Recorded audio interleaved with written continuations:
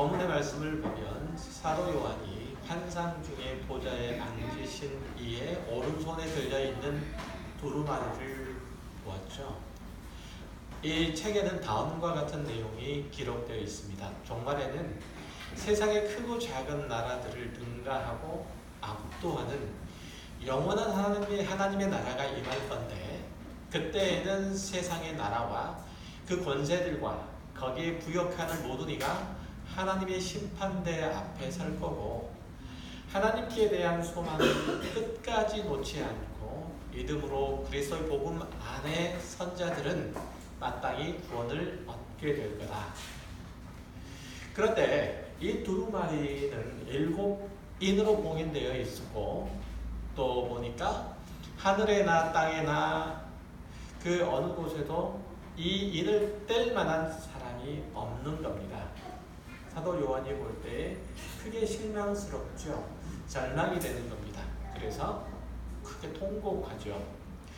그 두루마리를 펴보지도 않았는데 거기에 쓰여있는 내용이 세상 질서를 종식시키고 그의 백성들을 구원하시는 하나님의 계획이라는 것을 어떻게 알 수 있을까? 이런 궁금증이 들지 않으세요? 제가 그렇게 설명했는데, 사도 요한이 본 환상은 구약의 다른 선지자에게 이방에 대한 하나님의 심판, 그리고 그 백성을 구원하시겠다는 약속 안에도 똑같은 이미지가 사용되기 때문에 구약의 내용들을 미루어 보면 사도 요한이 본 이 두루마리의 내용도 능히 짐작할 수 있다는 얘기죠.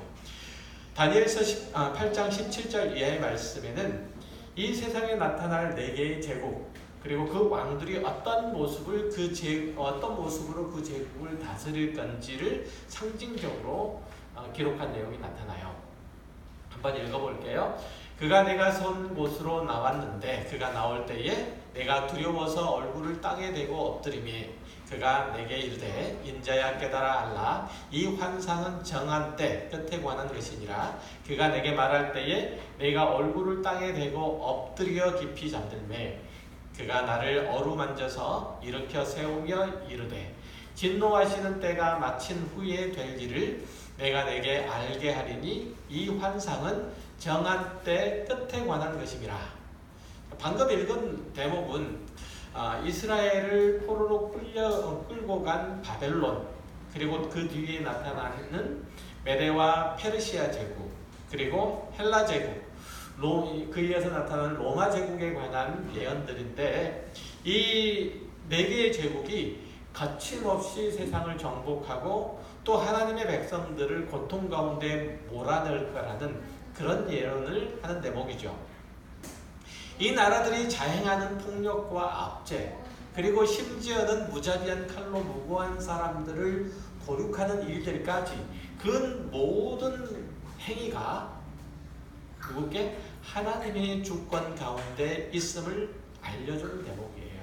그러니까 이 4제국의 횡포 때문에 이스라엘이 극도로 불안하고 또 극도로 고통을 받는데, 그것은 다른 한편으로는 종말의 날에 그들에게 일어나는 하나님의 심판이기도 하다라고 그렇게 다니엘이 말하고 있는 셈이에요. 그러나 그 모든 심판의 상황들이 끝나면 그 일 후에는 이스라엘의 회복도 또한 약속하고 있다는 사실. 그래서 이스라엘에게 하나님을 향한 하나님을 사랑하는 마음들이 있는 그들을 다시금 일으켜 세우시고 그들을 통해서 하나님의 언약을 신실히 또한 이행하실 것이다 라는 내용을 말씀하는 겁니다. 아무튼 다니엘에게 주신 이 예언의 마지막 부분에는 이 말씀들을 모두 봉인하도록 명령하시죠. 다니엘서 마지막 장 12장 4절에 보면 이렇게 얘기되고 있어요. 다니엘아 마지막 때까지 이 말을 단수하고 이 글을 봉합하라. 많은 사람이 빨리 왕래하며 지식이 더하리라. 간수하고 봉합하라 라고 하는 이 말은 사실은 똑같은 의미예요. 이음동의라고 하죠. 똑같은 단어를 반복함으로써 이 예언의 내용이 마지막 때까지 보존되고, 그때가 되면 모든 것이 다 성취될 것을 강조하는 표현인 거죠. 그 내용 또한 애매한 부분이 없이 분명히 모두 다 밝혀져서 사람들에게 능히 좋게 알려질 거다라고 말하는 대목이죠. 이처럼 다니엘의 환상에 나타나는 책 두루마리가 마지막 때까지 봉인되었지만 그 내용은 이스라엘이 종말에 겪을 것을 다니엘에게 보여주신 것처럼 요한계시록 5장에 나타나 있는 요한이 환상 중에 본 내용도 마지막 때에 다 성취될 것이며 결국 하나님의 백성들이 구원을 얻고 하나님의 영광의 나라에 들어갈 것을 기록한 것이라 능히 짐작할 수 있는 것이죠. 다니엘서의 예언이나 요한계시록의 예언의 내용이나 궁극적으로 하나님의 백성들은 구원을 얻어 하나님께서 다스리시는 그 영원한 나라 가운데 편입될 거다라는 내용을 얘기를 하고 있다는 거예요. 자, 이사야서 29장 11절 이하에도 그 사실을 분명히 보여주고 있는데요. 그러므로 모든 계시가 너희에게는 봉한 책의 말처럼 되었으니 그것을 그를 아는 자에게 주며 이르기를 그대에게 청하노니 이를 읽으라 하면 그가 대답하기를 그것이 봉해졌으니 나는 못 읽겠노라 할 것이요 또 그 책을 그를 모르는 자에게 주며 이르기를 그대에게 청하노니 이를 읽으라 하면 그가 대답하기를 나는 그를 모른다 할 것이니라. 선지자 이사야에게 보여주신 이 예언의 말씀은 요한계시록의 두루마리처럼 똑같이 봉인되어서 아무도 떼지 못하고 아무도 읽지 못할 것처럼 그렇게 보이지만 결국은 그것들을 떼어서 성취하실 이가 있음을 확인해 주는 대목이에요. 그러니까 아무도 읽지 못한다, 아무도 떼지 못한다는 말은 다른 한편에서는 뗄 이가 반드시 있다는 사실을 역설적으로 말해준다는 얘기죠. 자, 이는 오늘 본문의 5절에서 보면 유대 지파의 사자 다윗의 뿌리가 그 일을 이루실 거라는 이 말씀과 일치하는 대목이에요. 그러니까 세상의 통치자가 얼마나 큰 권세를 소유했더라도 얼마나 깊은 지혜를 가지고 있더라도 결국은 그 결과 그 모든 것이 하나님의 주권 가운데 있다. 세상의 통치자가 어떤 권세와 어떤 능력으로 자신의 나라들을 다스리고 또한 이끌어간다 할지라도 자기네 나라에서 일어나는 일들, 특별히 마지막 때에 일어날 일들에 대해서 통제하지 못하고 그 마지막 멸망과 재앙의 날을 알고 대비한다는 것은 더더구나 불가능하다. 왜냐하면 그 운명이 세상의 통치자들과 권세자들에게 있는 것이 아니라 하나님과 그가 보내신 자 인자의 손에 달려 있기 때문이라고 성경은 누누이 얘기를 해요. 그러니까 지금 구약 성경에 등장하고 있는 이스라엘과 모든 그 주변의 이방 국가들도 마찬가지며 신약 시대에 등장하는 모든 세상의 나라도 또한 통치자들도 권세자들도 다 마찬가지란 얘기예요. 다니엘서 7장 13절 이하의 환상에서 바로 이 사실들을 분명히 가르쳐주고 있어요. 내가 또 밤 환상 중에 보니 인자 같은 이가 하늘 구름을 타고 와서 옛적부터 항상 계신 이에게 나아가 그 앞으로 인도되며 그에게 권세와 영광과 나라를 주고 모든 백성과 나라들과 다른 언어를 말하는 모든 자들이 그를 섬기게 하였으니 그의 권세는 소멸되지 아니하는 영원한 권세요 그의 나라는 멸망하지 아니할 것이라. 그러니까 하나님께서 인자이신 예수 그리스도에게 이 대목에서 보면 하나님께서 인자이신 예수 그리스도에게 이 모든 나라와 민족의 운명을 주셨고 그 백성들을 다스리시는 권세와 영광을 허락하셨다는 얘기예요. 그러니까 이 모든 나라는 세상의 권세자들이 다스린다고요? 세상의 인도자들이 다스린다고요? 아니요. 그렇지 않고 하나님께서 그 모든 주권을 가지고 계시되 그가 하나님께서 그의 아들 인자에게 예수 그리스도에게 오늘 본문으로 치면 어린 양에게 주셔서 그가 이 세상을 다스리신다고 얘기를 하고 있단 말이죠.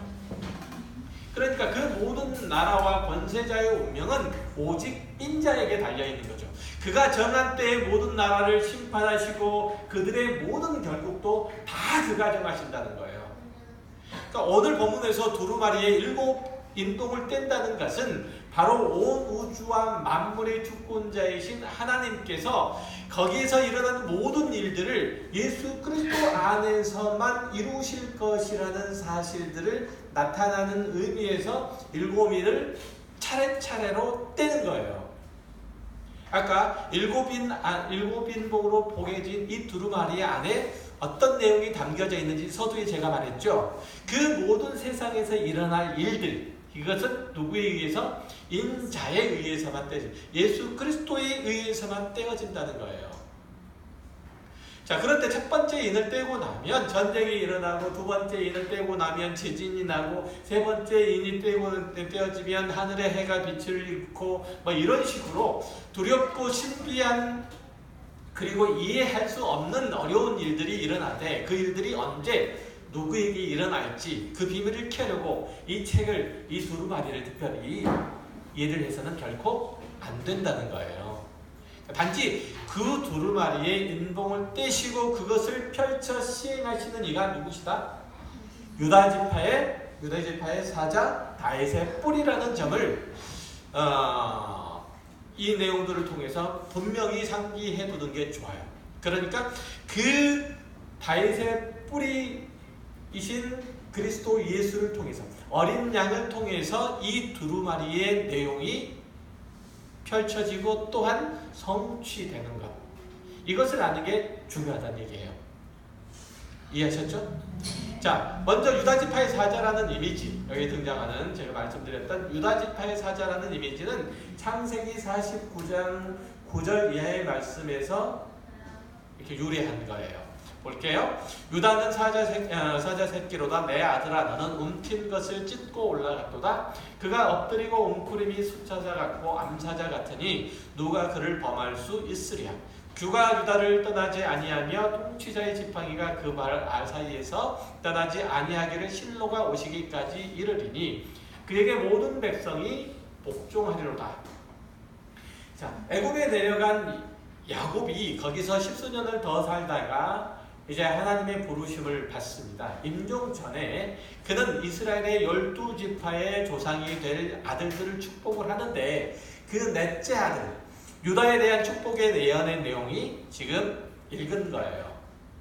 자, 이 말씀을 따라서 이스라엘 왕정국가로 이스라엘이 발전했을 때 유다지파에서 민족을 다스리는 왕이 나왔고 그 첫 번째 인물이 누구예요? 다윗이잖아요.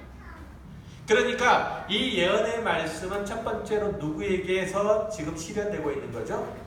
다윗에게서 실현되고 있는 거예요. 다윗에게서. 그리고 궁극적으로는 누구에게서 실현되고 있다고 우리는 알고 있어요?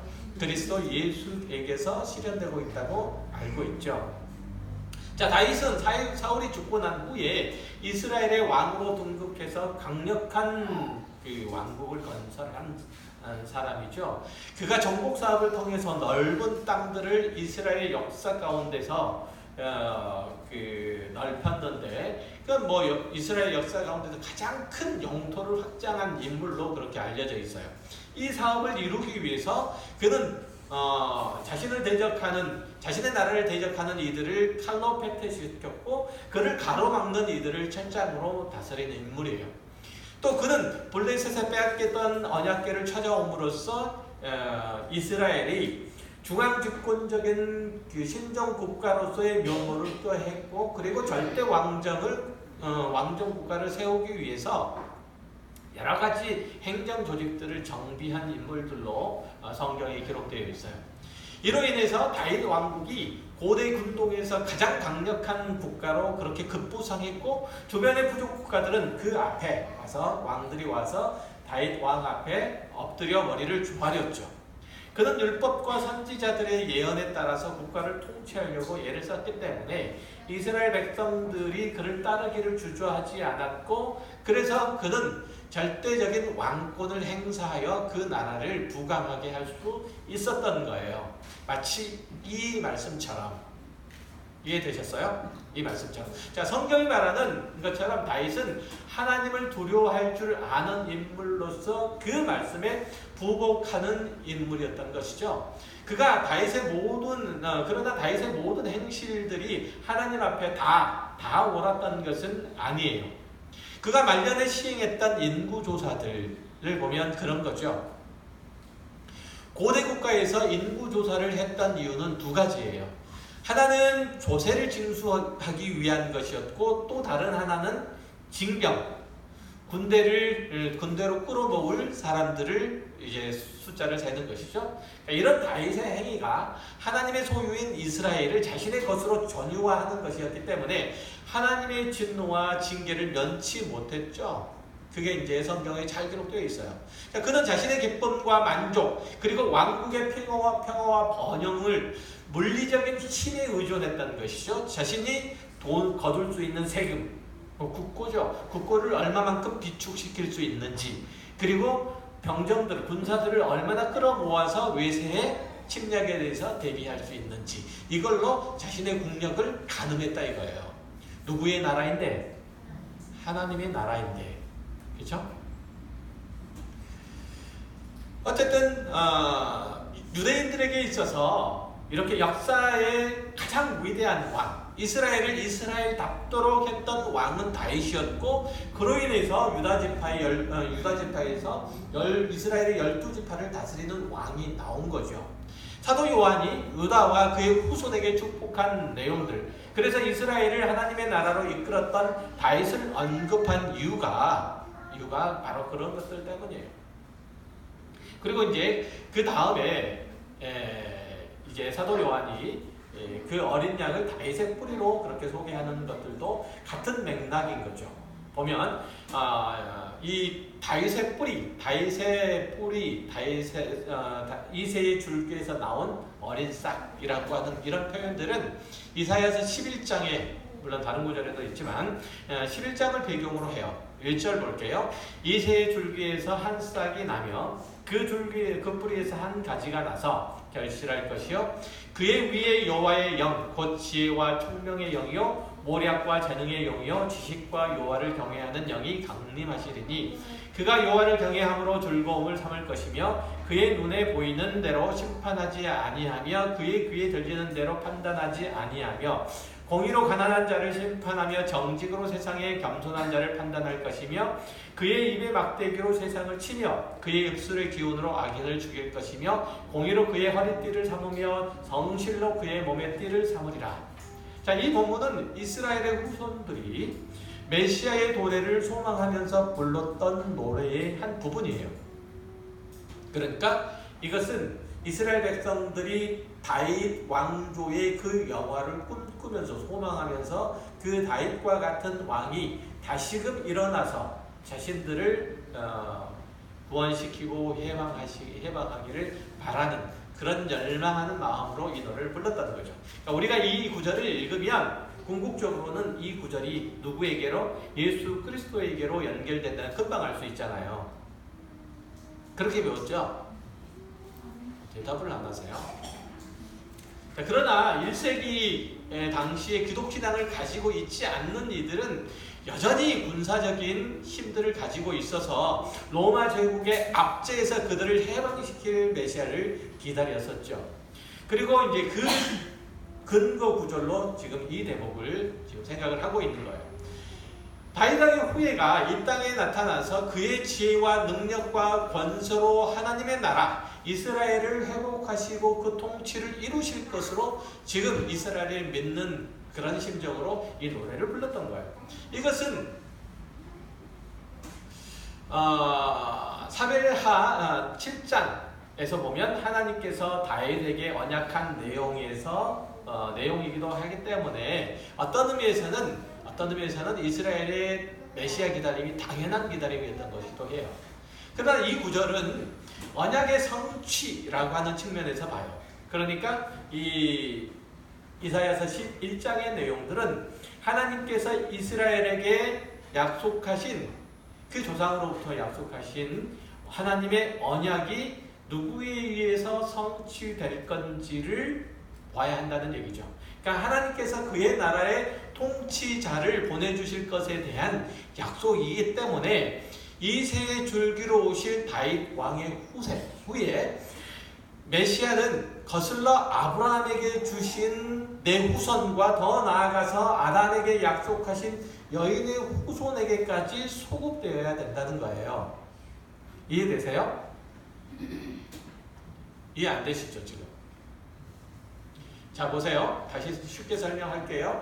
이 구절이 결국은 이스라엘을 구원하실 메시아를 기다리는 노래잖아요. 그쵸? 이스라엘을 구원하는 메시아를 왜 기다려요? 이스라엘 백성들은 지금 주변의 국가로부터 압제를 당하는, 그래서 위급한 상황 가운데 있기 때문에 이 메시아를 기다리지만 성경 전체 안목을 통해서 보면 이 메시아는 하나님의 나라를 세우시고자 하는 하나님의 언약 가운데서 지목된 메시아이기 때문에 이 하나님의 언약은 거슬러서 누구에게로? 아브라함에게로, 더 거슬러서 아담에게로 소급되어야 된다는 얘기예요. 이 하나님의 언약이 누구로부터 시작됐기 때문에 궁극적으로는 처음에는 아담으로부터 출발했기 때문에 언약이라고 하는 것이 이해되셨어요? 네.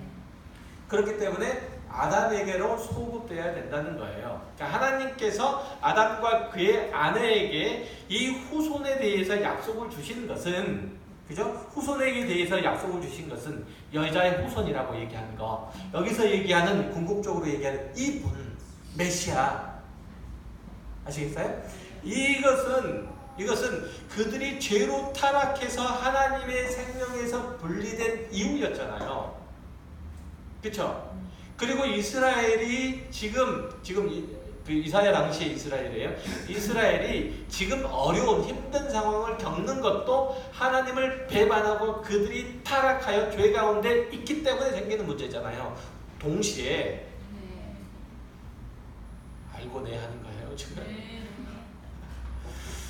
그러니까 이 후손에 대해서 약속을 주신 것은 그렇기 때문에 이제 하나님의 생명에서 분리된 이후에 주신 것들이기 때문에 이 후손이 할 일들은 창세기 3장 15절에 따르면 뭐라고요? 여자의 후손은 내 머리를 상하게 하실 것이라고 말하는 것처럼 궁극적으로 사탄의 세력을 괴멸하고 하나님의 나라의 완성을 이루신 분으로 이 후손이 돼야 되는 거예요.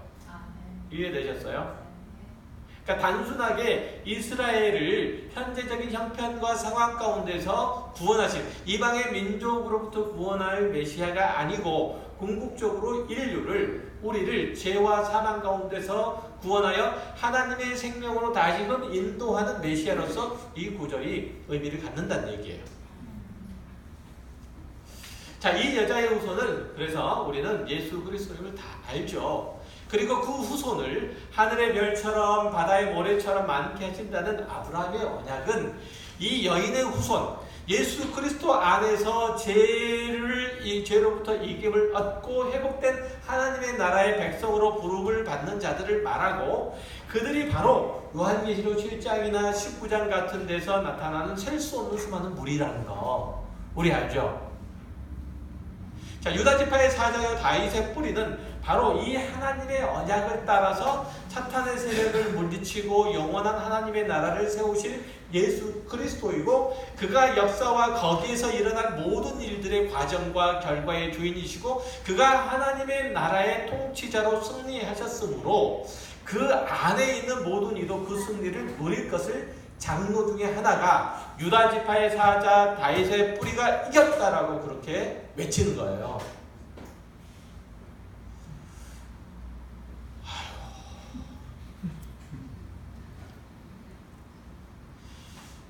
지난주에도 어렵고 지금 오늘도 어렵네. 지난주에는 어수선해서 어렵고 오늘은 잘 이해가 안 돼서 어렵고. 자, 유의의 팀을 지금 유다지파의 사자 그리고 다윗의 뿌리 이겼다고 하는 이 외침을 들은 사도 요한의 심정이 어땠을까요? 뛸 듯이 기뻤겠죠. 그런데 그 장로가 지시하는 곳을 보니까 7인을 뗀 이는 위엄과 능력을 갖춘 사자의 모습이 아니고 희생의 제물인 어린 양의 모습을 하고 서 있다는 점이에요. 게다가 그는 일찍 죽임을 당한 것 같다는 거죠. 하나님께서 아브라함과 다윗의 언약의 성취자요 죄와 사망의 세력과 싸워서 승리하여 그의 백성들을 구원하고 영원한 의의 나라로 인도할 자는 사자의 모습이 아니라 도살당한 양의 모습이라는 거예요. 당연한 얘기죠. 그가 자신을 희생 제물로 드림으로써 그 모든 일들을 행하셨다는 거예요. 그 모든 일들을 이루시고 성취하시고 완성하셨다는 거예요. 하나님의 능력과 권세를 가지고 이 세상을 심판하시고 그 영원한 의의 통치를 이루실 하나님의 메시아는 어린 양으로 오신 예수 그리스도세요. 그가 이 세상을 주관하시고 거기서 일어난 모든 일들을 당신의 선하신 뜻대로 섭리하실 것이고 마침내 그로 인해서 하나님의 의의 심판이 이루어지고 그 나라가 완성될 거예요. 그러니까 성경이 말하는 승리는 먼저 십자가라는 방식으로 우리들에게 주어지는 거예요. 성경이 이 세상을 하나님께서 심판을 하실 때 무엇을 앞에 두고 심판하신다고요? 십자가를 앞에 두고 심판하신다는 거예요. 이해되셨어요? 그러니까 이 땅에서 사는 동안에 우리 그리스도인의 승리는 그래서 늘 어린 양의 공식 안에서만 답을 얻을 수가 있어요. 우리가 승리를 땅 가운데서 얻기 위해서는 무엇을 통해서만? 예수 그리스도를 통해서만, 그의 십자가를 통해서만 승리를 얻을 수 있다는 얘기예요. 왜냐하면 그것이 하나님의 나라, 영원한 메시아의 나라를 이루시고 성취하시는 하나님의 원리이기 때문에 그렇다는 거예요. 베드로전서 1장 18절 이하의 말씀을 볼게요. 너희가 알거니와 너희 조상이 물려준 헛된 행실에서 대속함을 받은 것은 은이나 금같이 없어질 것으로 된 것이 아니요 오직 흠없고 점없는 어린 양 같은 그리스도의 보배로운 피로 된 것이니라. 그렇잖아요. 그렇죠? 그리스도인은 이 땅에서 힘을 키우고 그것으로 세상을 정복하는 자가 아니래요. 잘 들으세요. 이거 굉장히 중요한 얘기예요. 그리스도인은 이 땅에서 승승장구하고 자기의 이름을 높이고 세상에 필요한 자원들을 모아서 세상을 굴복시키는 자가 아니래요. 예수 그리스도께서 가신 길들을 따라서 하나님의 나라의 삶의 원리인 십자가, 즉 어린 양의 공식 안에서만 승리를 얻을 수 있다는 거죠. 물론 그런 삶은 세상의 생각으로 보면 영손해가 되는 경우가 많죠. 그러나 믿음이 흔들리지 않고 주님께서 주신 평안을 잃지 않고 하나님의 화평을 이루고 하나님께서 주신 안식을 누리는 것이 참된 만족인 줄 알고 끝까지 견디는 것, 세상에 물들지 않고 이 믿음 가운데 서는 것, 이것이 진정한 승리예요. 예수 그리스도의 승리가 이런 방식으로 이루어졌기 때문에 그 안에 있는 자들, 우리들 역시 자신의 삶 속에서 그런 방식으로 승리를 이루는 거예요. 그런 방식이 아니라면 우리가 그 무엇을 얻었다 하더라도 우리는 실패한 것이지 승리한 것이 아니에요. 그것은 구약 성경에도 확인해 주는 바죠. 구약 성경에서 매일 하는 얘기들이에요. 스가랴서 9장 9절의 이하의 말씀에서 보면 메시아가 강림하셔서 이루시는 승리를 묘사한 대목이 있거든요. 그 내용을 한번 볼게요. 시온에 따라 크게 기뻐할지어다. 예루살렘에 따라 즐거이 부를지어다. 보라, 내 왕이 내게 임하시나니 그는 공의로우시며 구원을 베푸시며 겸손하여서 나귀를 타시나니 나귀의 작은 것 곧 나귀 새끼니라. 내가 에브라임의 병고와 예루살렘의 말을 끊겠고 전쟁하는 활도 끊으리니 그가 이방 사람에게 화평을 전할 것이요 그의 통치는 바다에서 바다까지 이르고 유브라데 강에서 땅끝까지 이르리라. 잘 알듯이 이 구절은 이 세상 나라를 물리치시고 하나님의 나라를 세우실 메시아의 승리를 예언하는 대목이잖아요. 이 예언의 말씀을 따라서 예수 그리스도께서 오셨고, 그리고 그가 죽으실 때에 나귀를 타고 예루살렘 성에 입성하셨고, 그리고 당신이 하나님의 나라의 메시아인 것을 선포하시고, 그 선포하신 그 내용에 따라서 그가 십자가에 달려 죽으셨잖아요. 그렇죠? 이를 성취하기 위해서 예수님께서 그렇게 예루살렘을 향해서 가실 때에 나귀 새끼 한 번도 누구를 태워본 적이 없는, 그래서 정말 말 안 듣고 제멋대로려고 하는 그 짐승을 구슬러서 그것을 타고 가세요. 왕의 행차치고는 참으로 우스꽝스러운 모습이에요. 바로 그 모습 그대로 예수 그리스도께서 당신에게 맡겨진 짐을 치고, 어찌 보면 몸에 잘 맞지 않을 것 같은, 힘들고 고달플 것 같은 나귀 새끼를 타고 올라가니 이 나귀 새끼가 얼마나 힘들겠어요.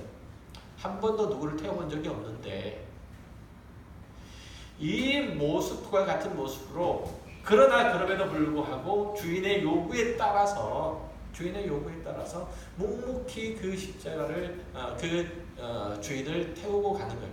묵묵히 예수 그리스도께서는 하나님의 요구를 따라서 십자가를 지고 가시는 거예요. 그렇게 승리를 이루시는 거죠. 마찬가지로 여러분이 그리스도인 노릇을 하려면 맡겨진 십자가를 져야 하고, 힘에 겨워서 그것을 벌어버리고 싶은 그 유혹을 견뎌야 되고, 그런 여러분의 모습을 보면서 세상이 미련하다, 가련하다 이렇게 조롱하는 것들을 견뎌내야 돼요. 그러나 그 길을 걷는 게 하나님의 뜻이라면 여러분 어떻게 하겠어요? 견뎌야 하잖아요. 그거 이루고 가야 되잖아요. 히브리서 10장 32절 말씀을 볼게요. 전날에 너희가 빛을 받은 후에 고난의 큰 싸움을 견디어낸 것을 생각하라.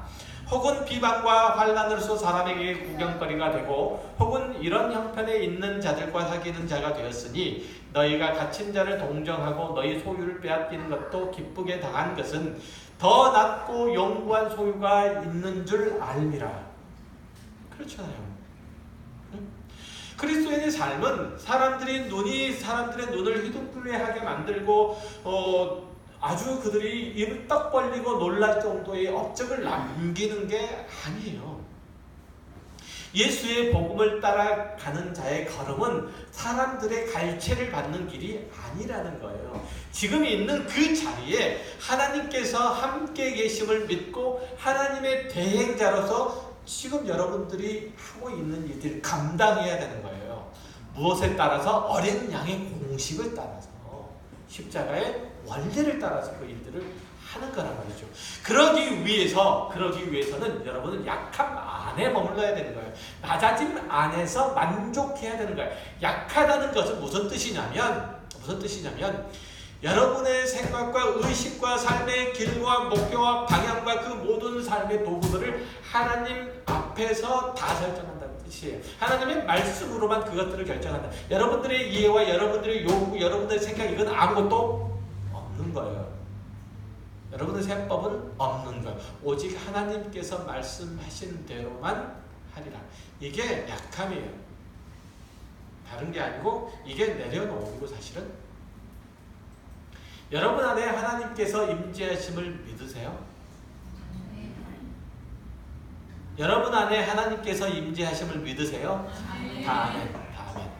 그렇다면 세상 사람들과 다른 주인을 섬기고 있음을 삶으로 고백하셔야 돼요. 자, 여러분 안에 다른 세상의 어떤 욕심과 어떤 일탈하고자 하는 마음들과 거짓된 생각들, 이런 것들로 가득 차 있는 게 아니고, 여러분 안에 하나님으로 가득 차 있다면, 여러분 안에 가득 차 있는 하나님을 주인으로 삼고 있음을 삶으로 고백해야 된다는 얘기예요. 다른 주인이 여러분을 세상에 파송하셨음을 삶으로, 세상과 다른 주인이 여러분을 세상에 파송하셨음을 삶으로 선포해야 돼요. 그래야만 여러분 안에 계신 하나님과의 사귐이 유지되는 거예요. 여러분이 하나님과 사귐이 있다고 생각이 되지 않습니까? 여러분 안에 하나님께서 함께 하신다고 생각되지 않습니까? 하나님께서 여러분과 늘 동행하고 말씀하시고 가르치시고 친밀하게 사랑의 교제를 나누지 않는다고 생각되십니까? 그것은 여러분이 하나님과 사귐이 없기 때문에, 다시 말하면 여러분이 여러분 안에 있는 하나님의 말씀, 그 명령을 끝끝내 거절하기 때문에 그래요. 여러분이 예수 그리스도와의 사귐이 있다면 여러분은 혈과 육이 아닌 통치자들과 권세들과 이 어둠의 세상의 주관자들에 대항해서 싸워야 하는 거예요. 그래서 지난주에 여러분은 하나님의 손에 들린 두루마리이다. 여러분의 인생이 그냥 그렇게 말씀드린 것을 기억할 거예요. 다 기억할 거예요. 믿습니다. 믿습니다. 아멘 안 하시네. 자, 그렇다면 여러분의 인생은 그리스도께서 펴시고 그가 하나님의 뜻을 성취하신다는 것도 아실 거예요. 그가 이루신다는 사실들도 믿으셔야 돼요. 마치 하나님의 손에 들려져 있는 세상의 마지막과 그것의 운명들과 그것이 되어질 모든 것들이 어린 양이신 예수 그리스도에 의해서 인입되어지고 펼쳐지고 실행되는 것처럼 여러분이라고 하는 존재의 속에 있는 그 인생도 역시 하나님의 손에 들려있는 두루마리와 같아서 예수 그리스도에 의해서만 펼쳐지고 시행되어야 하는 거예요.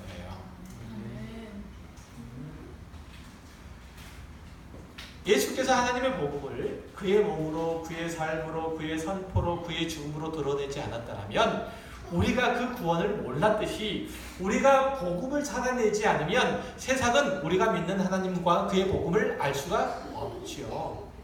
우리 공동체 안에서 세상의 권세와 능력이 무력화되고 오직 그리스도의 사랑과 희생의 십자가가 높여지지 않으면 세상은 우리 예배당 위에 세워진 십자가 네온이 그저 빛 공예처럼 여겨질 수밖에 없는 거예요. 여러분이 자신의 공핍함을 알고도 아버지 하나님의 부유하심을 믿고 이방인들처럼 만몬을 숭배하기를 거절하지 않는다면 세상은 여러분이 그저 경제적인 번영을 위해서 하나님을 부른다고 생각할 거예요. 그렇게 되기를 원하십니까? 그리스도인은 세상에서 일어나는 일들이나 기술이나 과학이나 상품을 신성시하는 것, 그것을 신격화하는 것을 거부해야 돼요. 그것들은 하나님을 대신해서 사람에게 진정한 기쁨이나 만족이나 풍요나 행복을 줄 수 있다고 생각하는 사람들이 추구하는 것들인데요. 이것은 믿는 자들로서는 당연히 거절해야죠.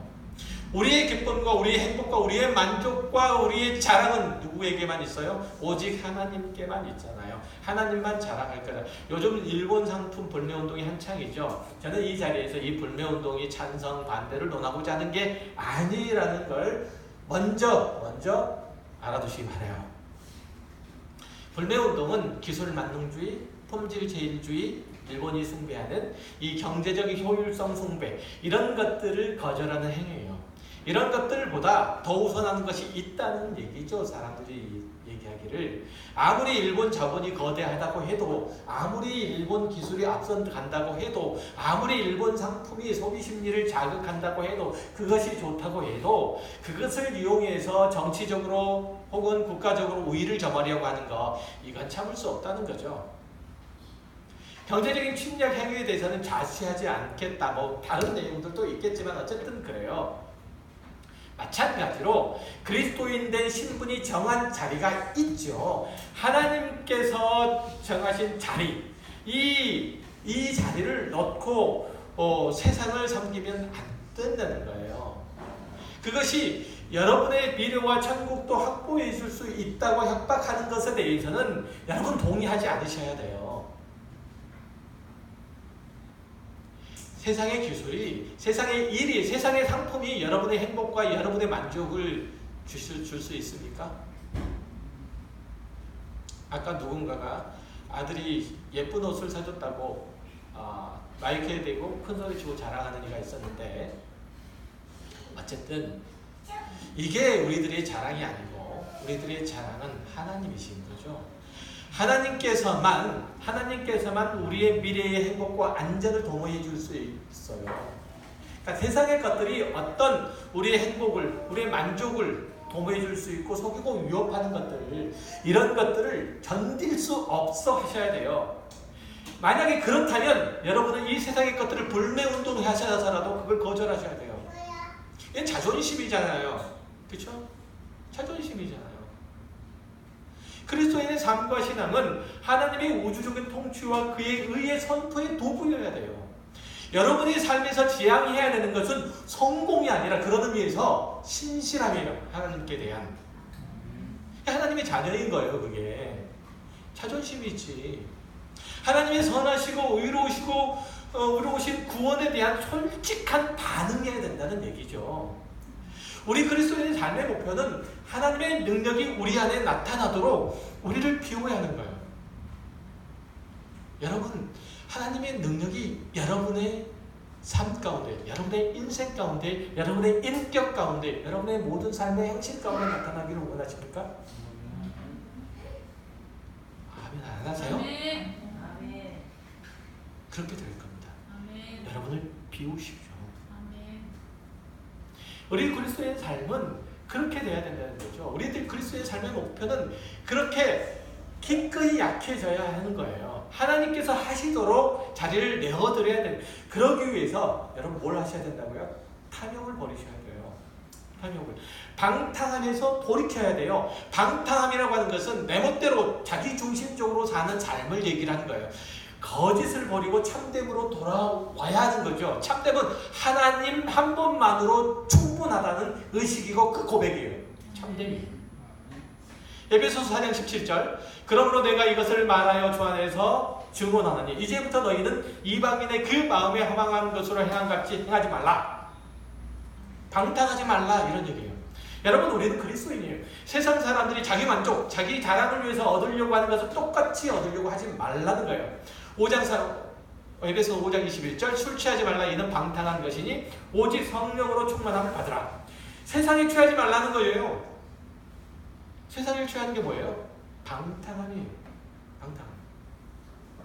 하나님께 취해서 하나님께서 이끄시는 그 말씀을 따라가라는 얘기예요. 이게 경건한 삶이에요.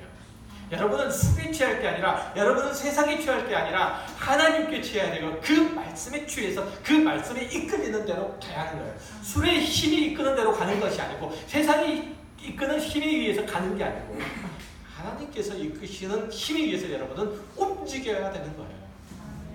자, 본문으로 돌아가서 하나님의 두 손에 들린 두루마리 이늘 떼시는 이가 말씀하시는 것이 무엇인가 한번 살펴봐요. 이 세상에 역사와 나라와 거기에 속해있는 모든 권세 이들 중에서 무엇 하나 누구 하나 예수 그리스도의 주권적인 통치 밖으로 벗어나는 게 없다는 거예요. 그가 섭리하시는 일 중에서 미완성으로 끝나는 게 없다는 것이죠. 그가 하시는 일들 가운데 어떤 일들도 세상의 권세자들이 넘볼 게 없고 그것을 넘어서서 예수 그리스도의 그 일을 하시면 넘어서서 깃발을 꽂아서 자기 승리를 외칠 게 없다는 거예요. 그가 섭리하시는 일 중에 다 그렇다. 설상 마지막에 대격변기가 온다 할지라도 누군가가 얘기하듯이 7년 대환란이 온다 할지라도 두려워 말 것은 예수 그리스도께서 우리를 구원하시려고 이미 자기 십자가를 지심으로 자신의 목숨을 내어주셨고 그 대속 사역에 영향이 미치지 못한 경우 그 능력을 행사하지 못하는 사람은 없기 때문에 우리는 그 안에서 안전한 거예요. 하나님이 예수 그리스도 안에서 우리에게 모든 것을 주셨고 또 하늘 보좌에 앉히셨어요. 언제? 이미 언제? 우리가 예수를 그리스도라 고백하는 그 시점에 아니 그거보다 훨씬 더 이전에 여러분은 이미 하나님 보좌 우편에 앉아있는 거예요. 예수 그리스도와 함께.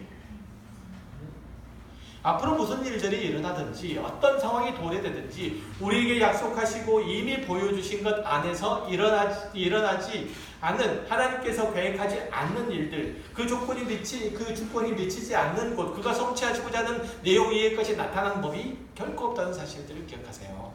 여러분의 신앙 인생 가운데 하나님의 오른손에 들린 두루마리의 내용 밖으로 어떤 일들이 귀결되는 법은 없다는 거죠. 그리스도께서 7인을 떼시며 그가 두루마리를 펼치시고 그 내용을 다 성취하신다는 거예요. 누가? 그리스도께서. 세상의 권세자들이? 아니요. 세상의 물질이 아니요. 그리스도께서 다. 그것은 한 나라든 한 나라의 역사이든 개인의 인생이든 우주의 결국이든 다 마찬가지라는 거 아니에요. 요한계시록 5장에서 얘기하는 게.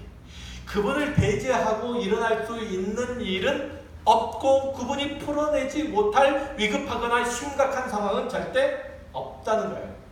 그러니 염려하지 말라는 거죠. 그러니 두려워하지 말라는 거예요. 그러니 세상에 끌려가지 말라는 거예요. 술 취하듯이. 우리 말씀 한 구절만 읽고 마칠게요. 베드로전서 5장 6절 이하의 말씀이에요. 자, 우리 다 같이 함께 읽어요. 그러므로 하나님이 능하신 손 아래서 겸손하라. 때가 되면 너희를 높이시리라. 너희 염려를 다 주께 맡기라. 이는 그가 너희를 돌보심이라. 근신하라. 깨어라. 너희 대적 마귀가 오는 사자같이 두루 다니며 삼킬 자를 찾나니 너희는 믿음을 굳건하게 하여 그를 대적하라. 이는 세상에 있는 너희 형제들도 동일한 고난을 당하는 줄 아니라. 모든 은혜의 하나님 곧 그리스도 안에서 너희를 부르사 자기의 영원한 영광에 들어가게 하신 이가 잠깐 고난을 당한 너희를 친히 온전하게 하시며 굳건하게 하시며 강하게 하시며 털을 견고하게 하시리라. 권능이 세세토록 그에게 있을지어다. 아멘. 아멘. 여러분의 인생과 여러분의 운명을 하나님께 맡기시길 바라요. 세상 일들이 다 그러하듯이 여러분의 인생도 그리스도 안에서 그리스도에 의해서 펼쳐지고 일으켜지는 두루마리와 같다는 거예요. 그리스도에게 의하지 않고 이루어짐이 없을 거라는 거예요. 그것을 아는 것이 진정한 겸손이고 믿음의 터예요. 오직 그리스도인으로서 깨어있기를 바라고 그러기 위해서 하나님의 말씀에 창념하기를 바라고 그것이 진리인 줄 알아서 우리의 삶 속에서 그것을 굳건하게 지켜내는 저와 여러분이 되시기를 주의 이름으로 축원합니다. 기도하겠습니다. 하나님 아버지